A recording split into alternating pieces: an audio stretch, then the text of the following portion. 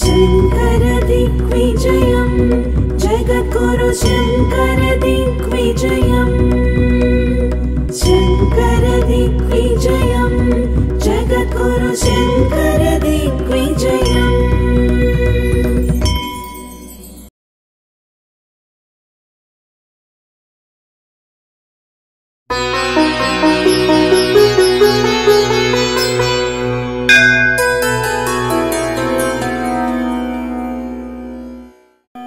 ఏ మహాపురుషుని పేరును స్మరిస్తేనే సమస్త పాపములు క్షయమై సమస్త సన్మంగళములు చేకూరుతాయో ఆ మహానుభావుడైన జగద్గురు ఆదిశంకరుల దివ్య చరితమే శంకర విజయము. शंकर दिग्विजयं जगद्गुरु शंकर दिग्विजयं शंकर दिग्विजयं जगद्गुरु शंकर दिग्विजयं సదాశివ సమారంభాం శంకరాచార్య మధ్యమాం అస్మదాచార్య పర్యంతాం వందే గురు పరంపరాం వందే గురు పరంపరాం. ఒకానొక కాలములో వేదములకు సైతము వక్రభాష్యములు చెప్పి భారతీయ సమాజమును ముక్కలు ముక్కలుగా విభజించి మూఢ ఛాందస భావాలను ప్రేరేపించి అన్యమతముల వైపు ప్రజలను మళ్లించిన సమయంలో ఆ పరిస్థితిని చక్కదిద్దడానికి సాక్షాత్ కైలాస శంకరుని అవతారంగా ఈ భూమిపై జన్మించి తాను ప్రబోధించి సుస్థిరపరచిన అద్వైత సారము ధార్మిక సిద్ధాంతములు పద్ధతులు ఇప్పటికీ చెక్కు చెదరకుండా ప్రామాణికములై కాలము యొక్క ఆటుపోట్లకు తట్టుకుని మహోన్నతముగా నిలిచేటట్లు చేసే ఆధ్యాత్మిక సంపదను ఇచ్చిన జగద్గురువులకు శత సహస్ర ప్రణామములర్పిస్తున్నాను. సామాజిక ఆధ్యాత్మిక విలువలు క్రమేపీ అడుగంటుతున్న నేటి కాలములో మరలా పూర్వము ఉన్న పరిస్థితులను పునరుద్ధరించడానికి ఎందరో మహనీయులు తమ రచనల చేత ప్రవచనముల చేత ప్రయత్నము చేశారు, చేస్తూనే ఉన్నారు. నా వంతు బాధ్యతగా ఈ యజ్ఞములో నేను సైతం ఒక సమిధను సమర్పించడమే నా ఉద్దేశ్యము. ఈ ప్రయత్నములో ఏ మాత్రము సఫలీకృతుడనైనా నా జన్మ ధన్యమైనట్లుగా భావిస్తాను. ఆదిశంకరుల నామమును తలుచుకుంటేనే చాలు, ఈశ్వర కృప మనపై పరిపూర్ణముగా ప్రసరిస్తుంది. అటువంటి మహనీయుని జీవితమును ఆయన సాధించిన విజయమును తెలియజేసే ప్రయత్నమే ఈ శంకర విజయము. సాక్షాత్ తన అవతార రూపుడైన కాలడి ఆదిశంకరుని జీవిత చరిత్రను, ఆయన విజయములను కైలాస శంకరుడు నా నోట పలికించుగాక అని సవినయముగా సభక్తిపూర్వకముగా చేతులు జోడించి నమస్కరిస్తున్నాను. ఈ ప్రయత్నములో విఘ్ననాయకుడైన శ్రీ మహాగణాధిపతి ఎటువంటి విఘ్నములు లేకుండా నా ప్రయత్నమును నిర్విఘ్నముగా పూర్తి చేయించుగాక. సకల విద్యలకు అధిదేవత అయిన చదువుల తల్లి సరస్వతి నా జిహ్వాగ్రమున నిలిచి నాట్యమాడుతూ నా ప్రయత్నమును సఫలీకృతము చేయుగాక.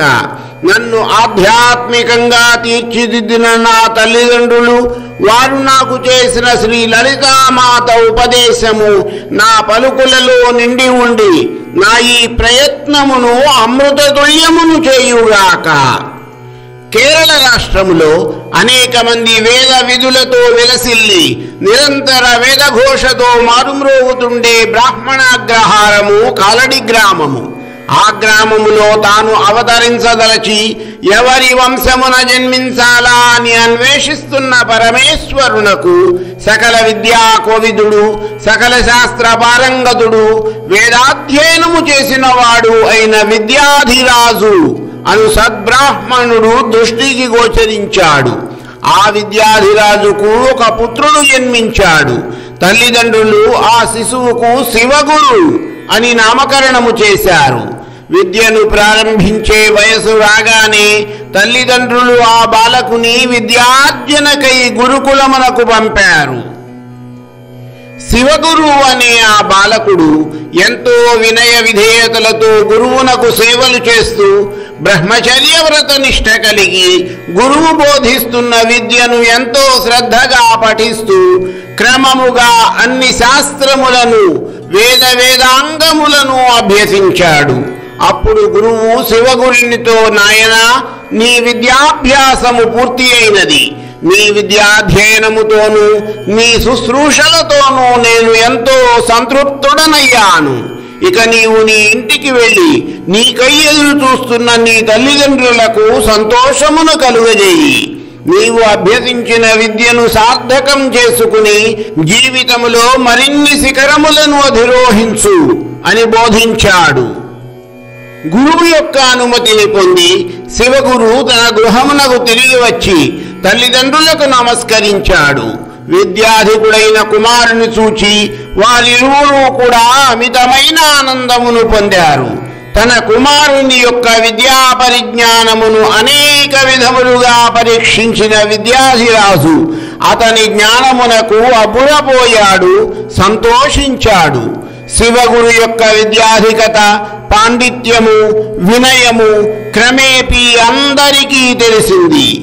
అతనికి తమ కుమార్తెలను ఇచ్చి వివాహము చేయడానికి ఎంతో మంది తల్లిదండ్రులు ఆసక్తిని ప్రదర్శించారు. కొందరు తల్లిదండ్రులు తమ కుమార్తెతో పాటు అధిక ధనమును కూడా ఇవ్వడానికి సిద్ధపడ్డారు.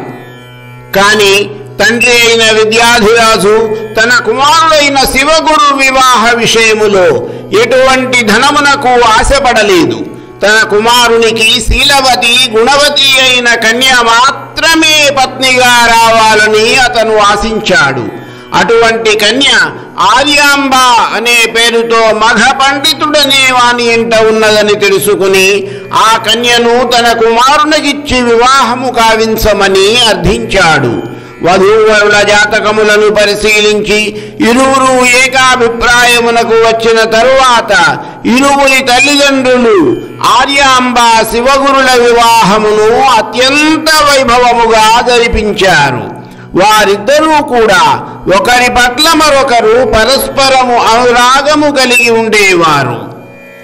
శివగురు ఒక ప్రక్కన సాంసారిక జీవితములో గృహస్థ ధర్మములను పాటిస్తూనే మరొక ప్రక్క అగ్నిహోత్ర కార్యములు, యజ్ఞయాగాదులు, పితృదేవతలకు పిండ ప్రదానములు మొదలైన వాటిని అత్యంత భక్తి శ్రద్ధలతో ఆచరించేవాడు. అంతేకాక తన విద్యను నలుగురికి జ్ఞానరూపములో పంచుతూ ఉండేవాడు.